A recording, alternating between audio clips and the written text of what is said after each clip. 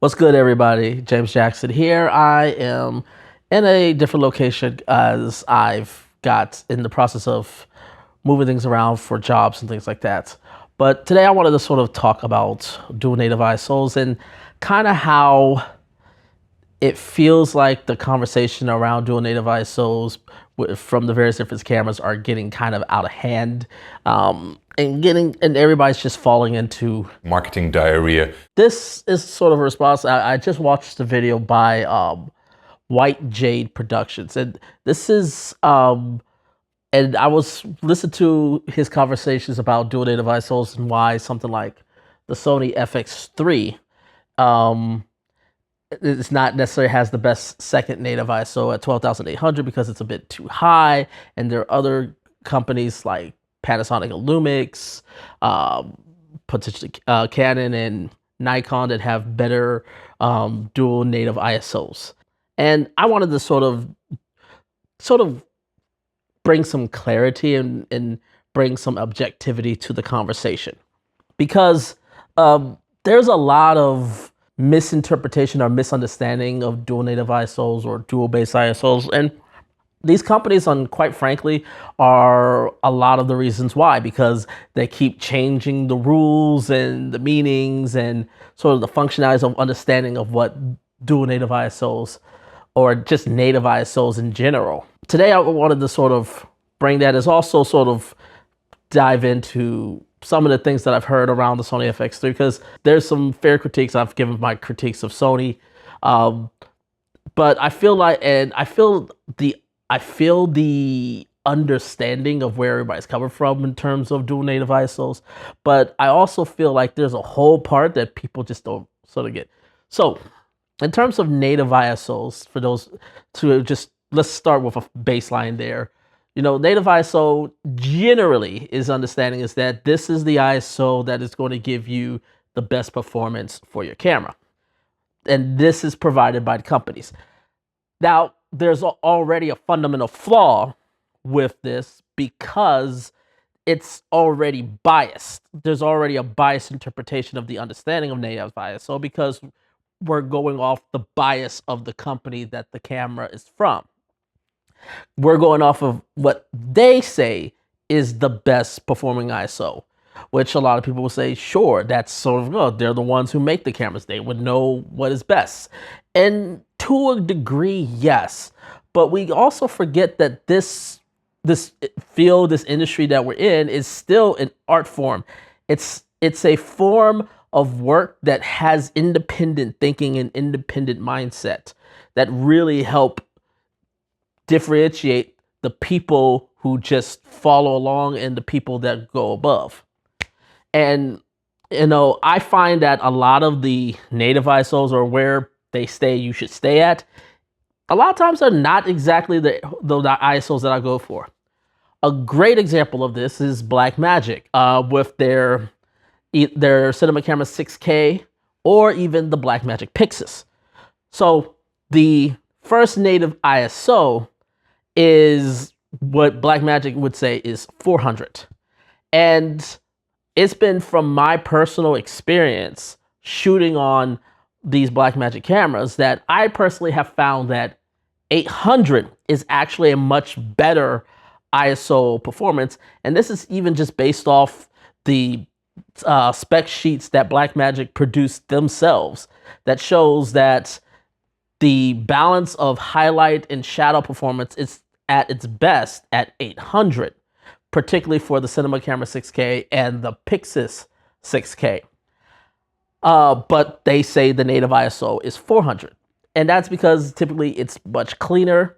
There is noise in the 800 ISO, but the image and Blackmagic RAW together is so good that you just do like the barest the minimum of noise reduction into it, with like the minute corrections, and the noise is almost essentially gone. And but in that situation where you're shooting at 800 ISO, you're getting a full stop better highlight performance.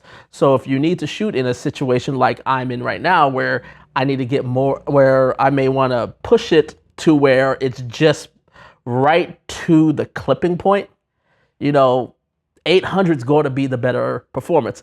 And even 1000 would be a better performance. But for me, 1000 is where the noise gets too much. The point is that I could push it if I'm in a situation, and this leads into this understanding of what I really get frustrated sometimes when I have this conversation with people about native ISOs. It's the best way I say native ISOs are really just guidelines than actual rules. Because here's a little secret to everybody. You don't have to stay at the native ISO. You don't have to do that. Just don't let them know. But yeah, to me, this is the thing that it's like you do realize you don't have to stay at the native ISO. Now, there's situations that I like because I like 800. I like how 800 performs. I like the look of 800 for a lot of different cameras because it gives you that sort of balance of organic, like grain look with good highlight performance. But you could also, but if I'm in a low light scene, which is what sort of goes into this dual native ISO, you actually want a cleaner noise floor. And typically, if you want a cleaner noise floor, you actually push it down. And this sort of leads me into the FX3. So White Jade was talking about how the FX3 is, for him, is about one stop too much. Where a 4-stop difference is a good place to get a good amount of dynamic range, a good amount of high ISO performance, but clean shadows. And I actually kind of agree with him for the most part, which would be silly for if you're shooting at a normal ISO of 800 would be around 6400.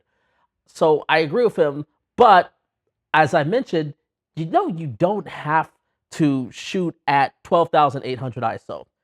And you can crank it down to 6400 ISO and the image would actually be cleaner because the second native ISO is so high. Because he talked about his friends with India down. I'm just like, but why not just crank down the ISO to 6400? Then it's significantly cleaner. The blacks are much cleaner. Now, the counter to that is, well, you're hindering your dynamic range and you're not getting the best dynamic range performance. And again, this is where, once again, my frustration comes in with the conversations around dual native ISO. Because if we're really being honest here about dual native ISOs, if you need to shoot in a true low light setting, if you have to shoot in a situation like right now, I'm gonna give you guys something. Right now, I am in the way I'm filming right now, I'm filming at 800 ISO at an f2 on my Sony FX3. And right now I have an ND on to counterbalance the background here. If I was actually trying to shoot something like this, where a high dynamic range like this, I'm not going to 6400 or 12,800 or 5,000. And the reason why is because, one, you always lose you typically lose a stop of dynamic range for most of these colors, or you lose some latitude performance just because you are still cranking up noise. Even if it's cleaner, you're still cranking up noise. The point I'm trying to make here is that most low light, if a true low light scenario is only going to use maybe 8 stops tops, maybe 9 tops. There's not a situation where you're going to be shooting more than 10 stops of dynamic range if it's a true low light scenario. So if that is the case, what difference does it make if you remove some of that highlight performance and and redistribute it to the shadows, which is where you would want it anyway, because it makes the blacks cleaner. It gets all that color that you have more in the shadows cleaner. It, like, for me, yeah, I don't shoot a lot at 12,800, but I also don't ND it down at 12,800. A lot of times what I do is I switch over. I'm in Cine EI mode all the time. So I would automatically switch over to 12,800, and then I would just drop it down to 32 or 5,000 or 6,400. my blacks are much cleaner when I do that. Now, and that's the point I'm trying to get at. It's like you do have options. You don't have to stay at the native ISO.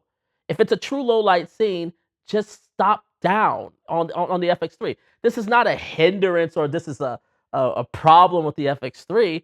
I personally think this is a great thing because it gives you the option that if it's still too bright, you can just bring that ISO down and then your blacks are much cleaner, which will help you in the long term in post with trying to push and pull those lower parts to get a cleaner image. This whole thing of this native ISO is better or this native ISO is better, it's just or because it's at 6400 or it's 5000 instead of 12800, it's all just silliness to me.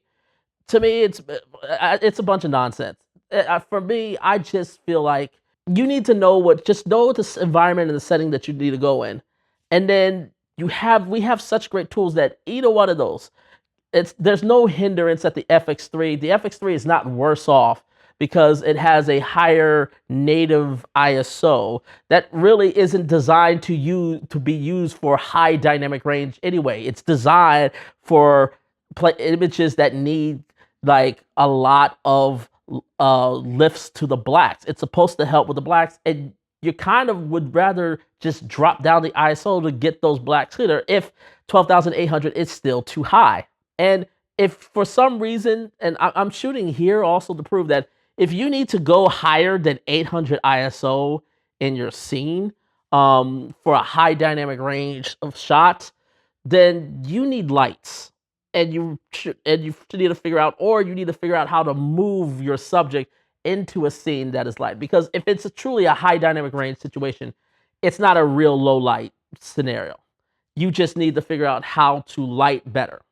Bit of a controversy, but that's my thoughts. Anyways, this is my thoughts on this whole scenario. I would love to know what you guys think. Let me know. Leave your comments down below. Am I wrong? I know you guys will give it to me in the comments. But anyways, let me know. And as always, make sure to hit that subscribe button. And until next time, take care, everyone.